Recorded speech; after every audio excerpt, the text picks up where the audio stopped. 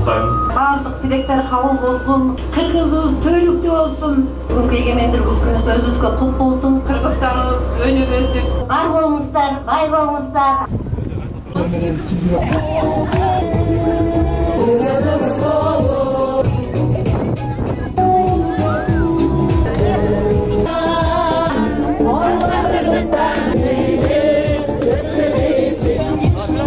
Чет өлкөдө болгондуктар менен жүрөгүңөр Кыргызстанда экенин билебиз.